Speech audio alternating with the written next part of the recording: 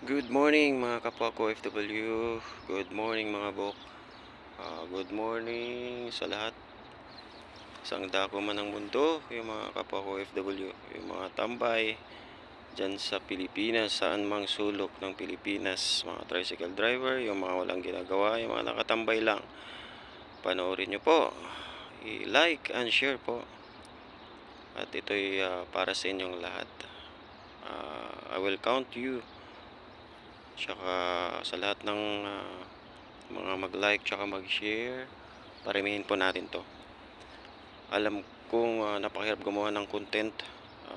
Marami ang nagbablog, maraming gumagawa ng content, pagandahan ng content para gumandang views, kumita. Pero para sa akin, walang content. Bukal sa loob ko, galing sa puso ko,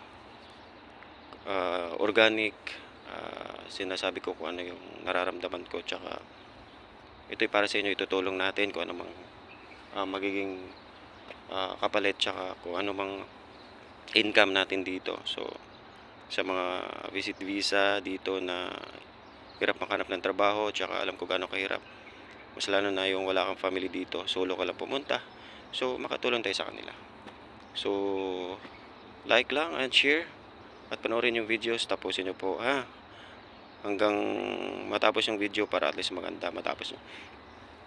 So yung point ko dito talaga ay makatulong ako sa katulad ng andito tayo, visit visa kayo. So ang hirap makahanap ng trabaho, tsaka ang mahal ng cost of living dito. So willing ako, tsaka kung kumita man tayo, ito ay para sa inyo lahat. Makakatulong ako kahit maliit na bagay. At tsaka sa mga walang trabaho talaga at hirap makahanap ng trabaho dahil sa taas ng qualification, lalo na sa Pilipinas.